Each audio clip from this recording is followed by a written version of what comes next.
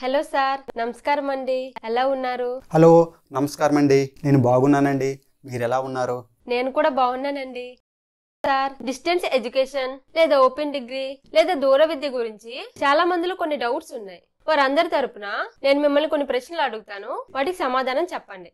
అనిత గారు, మీరు అడిగిన ప్రశ్నలన్నిటికీ నేను ఖచ్చితంగా సమాధానం చెప్తాను. కానీ నేను సమాధానం చెప్పే ముందు ఈ దూర విద్య గురించి నా ఛానల్లో ఎన్నో వీడియోలు చేశాను. ఎంతోమంది చూశారు.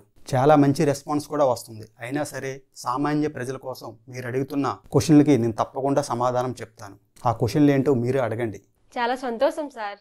అఫ్ కోర్స్ నేను కూడా మీ ఛానల్ జర్నీ విత్ జాగరవ్ ఛానల్ ని ఫాలో అవుతూ ఉంటాను. సామాన్య ప్రజల కోసం, విద్యార్థుల కోసం మీరు చేస్తున్న కృషికి ధన్యవాదములు సార్.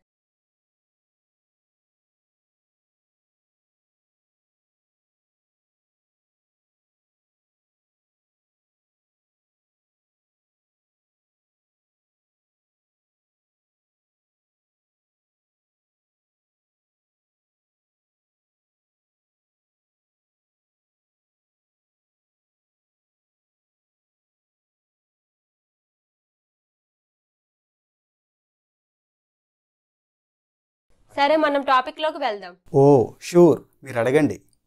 సార్, దూర విద్యలో జాయిన్ అయ్యేటప్పుడు విద్యార్థులు తీసుకోవాల్సిన జాగ్రత్తలు ఏంటి, కొంచెం చెప్పండి సార్. షూర్ అనిత గారు, ఎవరైనా ఏదైనా యూనివర్సిటీలో జాయిన్ అవ్వాలనుకుంటే వారికి ఖచ్చితంగా యూజీసీ యూనివర్సిటీ గ్రాంట్స్ కమిషన్ లేదా DEB distance education bureau government of India permissions ఉన్నాయో లేదో మనం చెక్ చేసుకోవాలి. ఇది అన్నిటికంటే చాలా ఇంపార్టెంట్. ఏదైనా యూనివర్సిటీకి ఈ రెండు పర్మిషన్లు ఉంటే ఖచ్చితంగా అలాంటి యూనివర్సిటీలో మనం డిస్టెన్స్ ఎడ్యుకేషన్ ద్వారా మనం డిగ్రీలో జాయిన్ అవ్వచ్చు.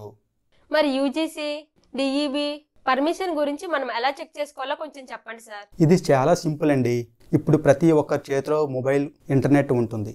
జస్ట్ ఇంటర్నెట్లో గూగుల్ ఓపెన్ చేసి యూజీసీ లేదా డిఈబి దానికి సంబంధించిన వెబ్సైట్లోకి వెళ్ళి చెక్ చేస్తే మీకు అన్ని విషయాలు తెలుస్తాయి. ప్రతి సంవత్సరం యూజీసీ అలాగే డిఈబి తమ వెబ్సైట్లో యూనివర్సిటీ పర్మిషన్స్ గురించి, వాటి రికగ్నైజేషన్ గురించి వాళ్ళు ఎప్పటికప్పుడు అప్డేట్ చేస్తూనే ఉంటారు. కంప్లీట్ డీటెయిల్స్ ఉంటాయి. కాబట్టి నేరుగా మీరే చెక్ చేసుకోవచ్చు. చెక్ చేసుకున్న తర్వాతే అడ్మిషన్ తీసుకుంటే చాలా మంచిది.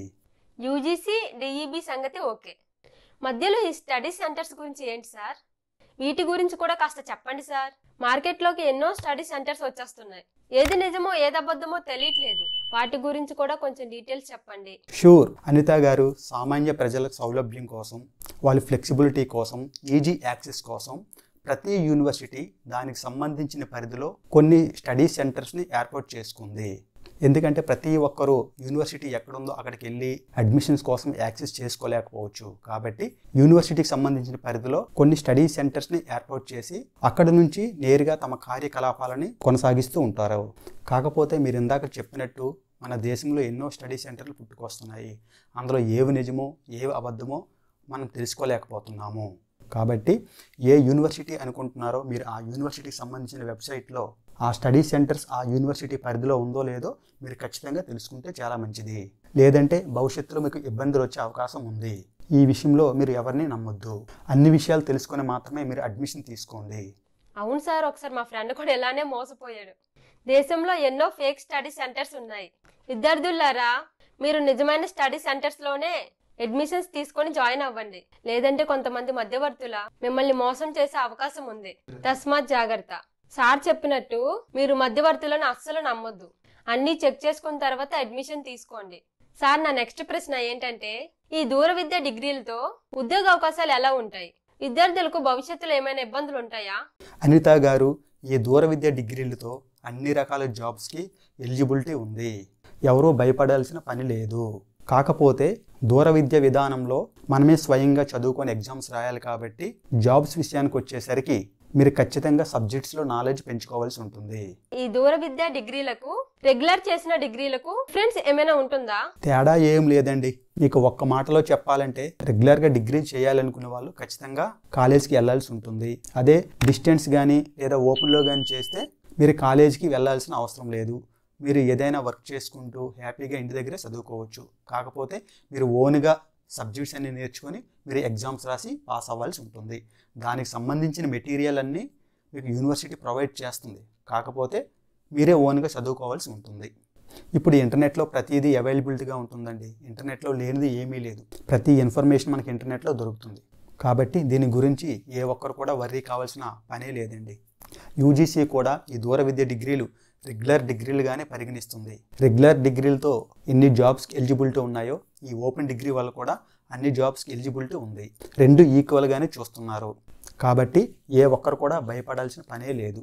కాబట్టి మీరందరూ మీ ఎడ్యుకేషన్ ఈ డిస్టెన్స్ మోడ్లో కూడా చేసుకోవచ్చు. కాకపోతే మీరు చేయాల్సిందంతా ఏంటంటే మీరు ఏదైతే యూనివర్సిటీలో జాయిన్ అవ్వాలనుకుంటారో దానికి సరైన పర్మిషన్లు ఉన్నాయో లేవో ఆ ఒక్క విషయం మీరు జాగ్రత్త చూసుకుంటే సరిపోతుంది. ఇంకా ఏ ఒక టెన్షన్ కూడా మీరు పడాల్సిన అవసరం లేదు. ఈ డిగ్రీలతో అన్ని జాబులకి ఎలిజిబిలిటీ ఉంటుంది. కాకపోతే దానికి సంబంధించిన సబ్జెక్ట్స్లో మీరు కొంచెం పట్టు సాధిస్తే సరిపోతుంది. మిత్రులారా, చూసారుగా రెగ్యులర్ గా చేసిన డిగ్రీల వల్ల ఎన్ని ప్రయోజనాలు ఉన్నాయో, అలాగే ఈ దూర విద్య డిగ్రీల వల్ల కూడా అన్ని ప్రయోజనాలు ఉన్నాయి. కాకపోతే సార్ చెప్పినట్టు పర్మిషన్ గురించి అన్ని విషయాలు తెలుసుకొని జాయిన్ అయితే చాలు. మిత్రులారా, ఎవరైతే మీ వ్యక్తిగత కారణాల వల్ల కావచ్చు లేదా ఫైనాన్షియల్ ప్రాబ్లం వల్ల కావచ్చు డిగ్రీ చదవలేకపోతున్నారో వాళ్ళందరూ ఈ దూర విద్య విధానంలో మీ విద్యను కొనసాగించి మీ భవిష్యత్తుకు బంగారు బాటలు వేసుకోండి.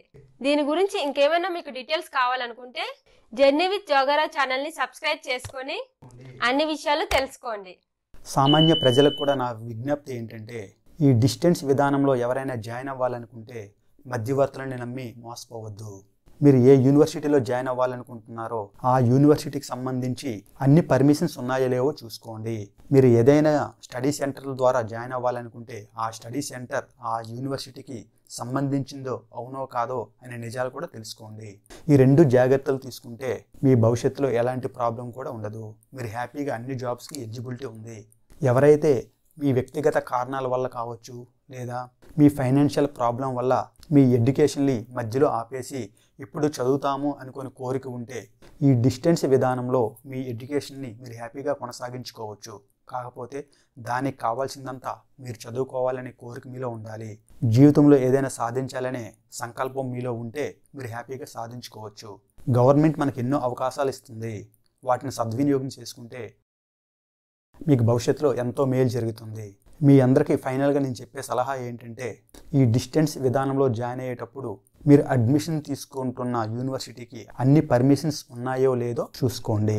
మీ అందరికీ ఆల్ ది బెస్ట్. మరిన్ని ముఖ్యమైన విషయాలతో మళ్ళీ కలుద్దాం.